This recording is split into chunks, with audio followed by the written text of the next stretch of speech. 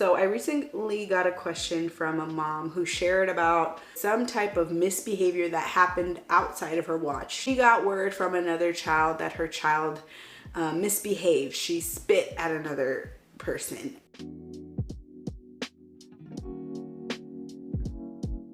Welcome back to my channel. Welcome to another episode of Q&A with Dr. J.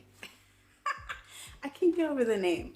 It tickles me. Anyways, quick introduction before I forget, because I often forget. I'm Dr. Jasmine. Hi, hello. Welcome if you are joining for the first time. I am a mom of 3 and I'm also a psychologist, and around here we talk about all things parenting, child development, as well as our own mental health and sanity as parents and how it all relates with each other. So if that's your jam, just be sure to give this episode a thumbs up and subscribe to my channel or follow along on podcasts. So anyways, back to what I was saying. So in these episodes, I am sharing questions that I have already answered inside of my private parent coaching membership. And I want to share them because I think that they're so good. I get so many good questions in my membership, but I'm just wanting to get into the practice of sharing more of them because I think more parents could benefit from having this insight and this wisdom. So I recently got a question from a mom who shared about a party debacle where there was some type of misbehavior that happened outside of her watch. She was with the adults, her children were playing, and she got word from another child that her child misbehaved. She spit at another person. And when she went to go confront her child in front of the other kids, her child was quiet, didn't say anything. So she ended up tell that person sorry. Her basic question for me is like, oh my gosh, how do I handle these situations? I couldn't believe this. I was so caught off guard and embarrassed. Like, now that I can take a step back, what would you have done? How do I have conversations with my child? Like, what do I do, girl?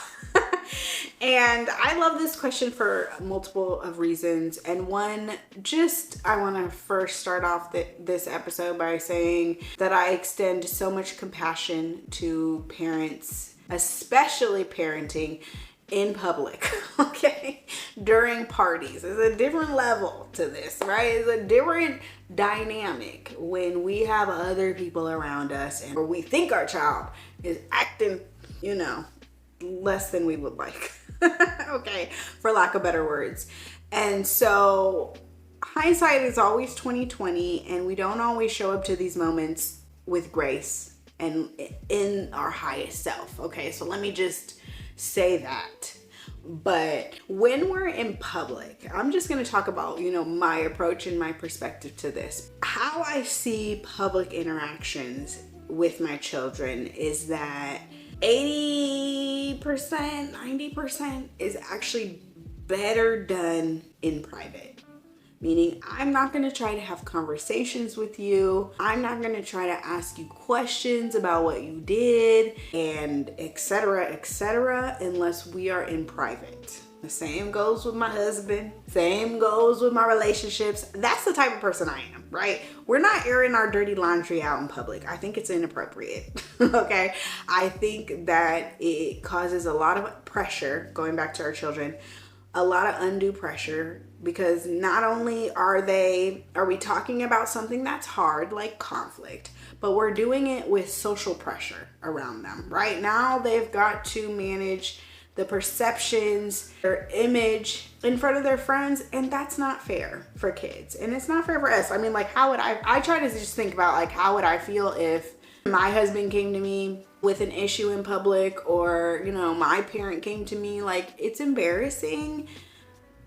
It's just too much. It's too much. Okay. So when your child misbehaves in public, it's so important to pull them to the side, right? Pull them to another room, go to the bathroom, go outside, go to the car, go somewhere, okay?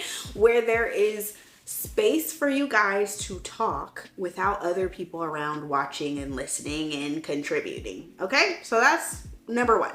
Number 2 point is I'm trying to put myself in this situation because I haven't had this happen, but I'm just thinking if this were true, which we don't know because we weren't there, but if this were true and my child spit at somebody, I would take that as a sign that they're not doing well, right? Something is wrong. Something is not going right. So whether or not they tell me what happened, I'm going to use that as a sign to pull my child close, and now they're going to be hanging out with me. Okay, until we are able to problem solve and get back on track, you're gonna be my best friend throughout this party. Okay, me and you, we home dogs. Okay, we're hanging out until I understand what's happening socially and what the conflict was around. And it's okay if you're not ready to talk about it. No worries. Again, I'm not gonna force you to conversate. I am not going to force you to tell me things of what happened until you're ready. We're not going to talk about this in public, but I'm going to pull you close as your mama bear, and we're going to hang out. Okay?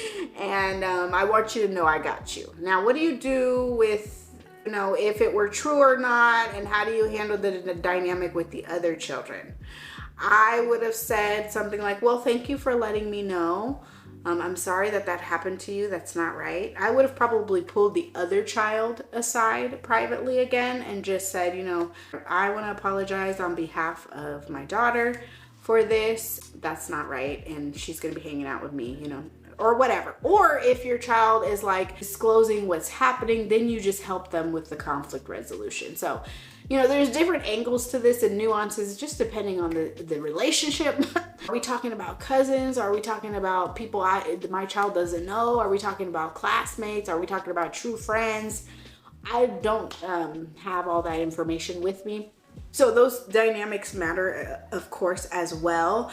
And if, the two children are talking in that scenario, then it is important to try to help them with conflict resolution. But I also would see that as my sign that I need to do a little bit more monitoring and supervising, especially if my child is resorting to the spitting. But in this case, her child was shut down, did not say anything. So, that's where I would go with that. And it brings up the interesting concept and idea and question about forced apologies. Like, do I tell my child to apologize?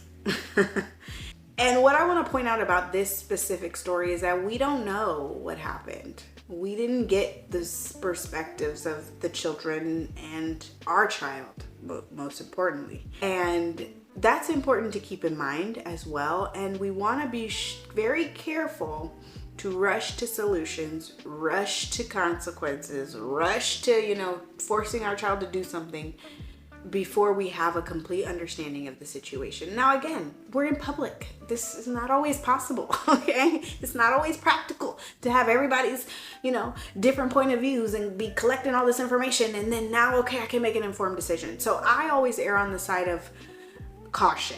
And when it comes to forced apologies, I don't believe in them. I don't believe in forcing a child to say sorry for multiple different reasons. And it's why I created a whole nother episode. So you can catch that episode on forced apologies. But the biggest reason is they're fake. Why would I force my child to say something they don't mean? That is not true relationships. And it teaches children to just say things to get out of trouble. And I don't want to teach my child that. No. They're not apologizing for something unless they're truly sorry, unless it comes from them. And also, what is an apology? Like, I would rather teach my child to take action to rectify their mistake versus using empty language to pacify the situation.